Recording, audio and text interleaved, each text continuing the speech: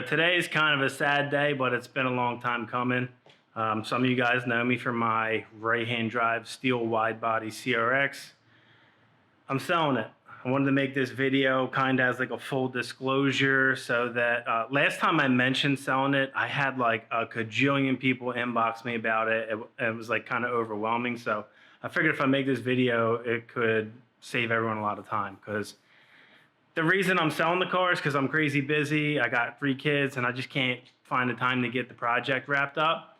And at the same time, like I don't have the time to be like on my phone all night messaging people details about the car. So I figured, let me do this and give you guys all the info. So I'm going to post a link in the comments on this video.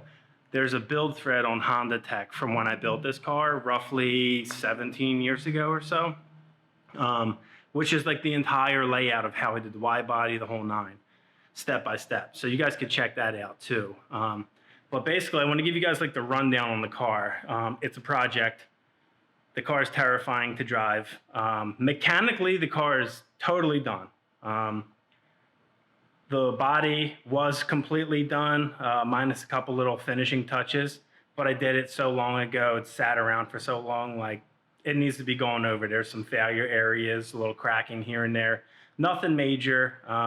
If you were going to wrap the car, a lot of the stuff you could just overlook and just put a wrap right over top of it.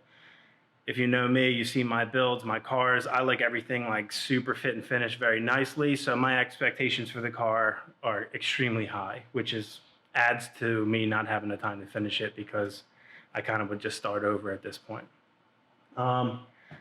But let me take you and show you a couple things around the car. So you see I got the old Apexi boost solenoid here. This is for the boost by gear. Custom throttle linkage. The power steering reservoir isn't mounted, but these are all custom lines. Edelbrock intake, stock throttle body, stock distributor. The ignition system's totally stock. Whole fuel system is all ran AN lines. Precision 6262 turbo. That's brand new. I just put that turbo on maybe 4 years ago, because at one point I thought I was going to revive this project, and then I started trying to work on it and I'm like, I just can't find the time to get it done. Tile wastegate, Fullrace turbo manifold. We got the Fullrace intercooler with the blow-off valve, the tile blow-off valve hanging off the side. Okay. This car sees full boost by like 4,000 RPMs, and it's a pretty good sized turbo for this thing. You see it's got the Mugen valve cover. It has like a little bit of delamination going on, but aside from that, it's in good shape. You see we got like a little hairline crack here from where I shaved all this. I'm missing the left-hand drive cowl panel, but I do have the right-hand drive one, and I have this clip here. So you can swap all that over and have it look completely stock again. So recently I put these Aero catch hood pins on. These are like a really nice item. And I re-cleared this SIR carbon fiber Sibin hood. So this is still in really good shape. The windshield is fairly new. I smoked out the original taillights. This taillight here has a little crack in it. I have a new replacement. I think I have the whole set. This rear bumper is the factory Si bumper. I split it, re-seamed it, got rid of the molding, and then I flared it out on the side here. You can kind of see how much of the rear tire hangs out. It looks really crazy going down the road. I love the style of how this body turned out. In the hatch,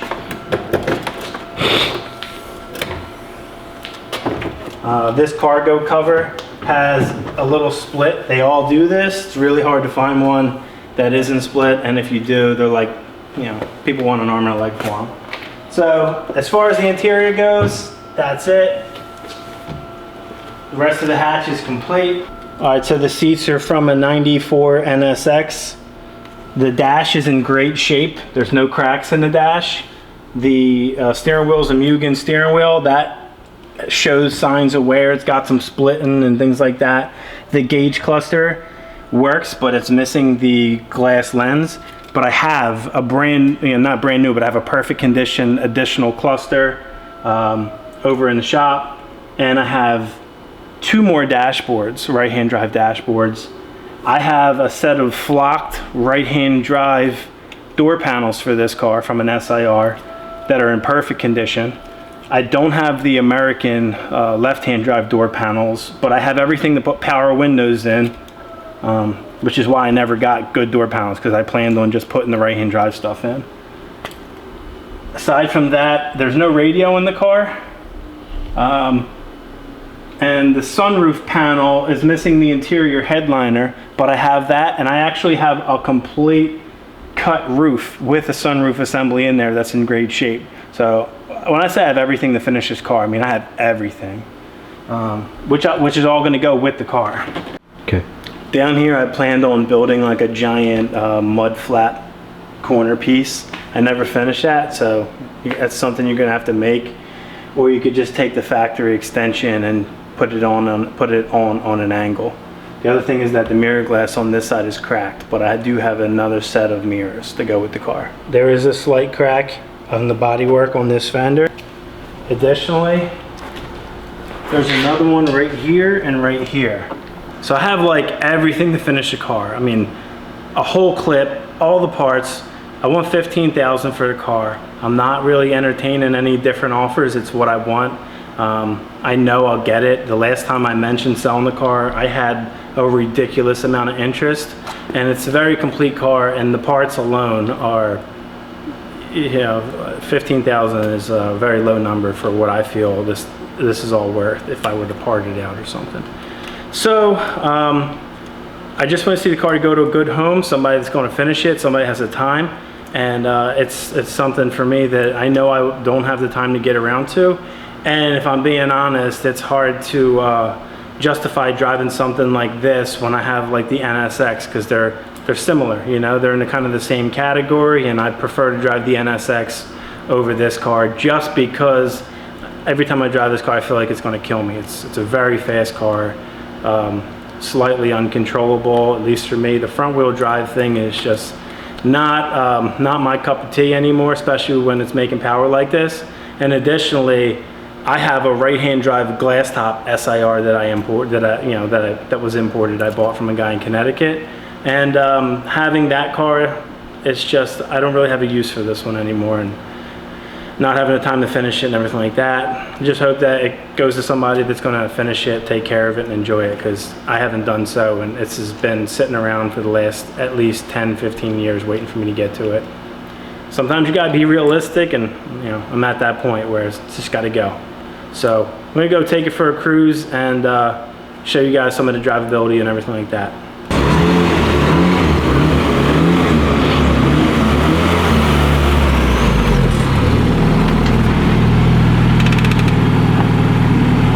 Alright, so now I'm gonna take Daniel for a ride, and Daniel's never been in a fast car before, so this should be fun.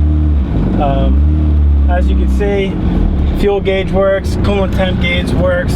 This thing's idling now for 15 minutes, no overheating. RPMs work. The car runs really, really well.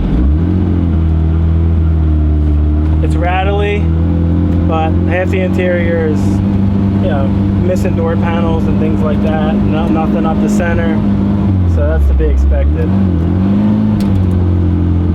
This clutch is very streetable. You see how easy it is to drive with the steering wheel? You see the car drives extremely straight.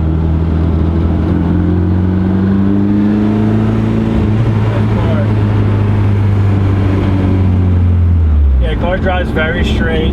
The suspension all feels really tight. A lot of the brake system is new or newer. It's been, you know, maybe 4 years ago or 3 years ago I pulled it out and started freshening stuff up. So we'll hit a little rip down here.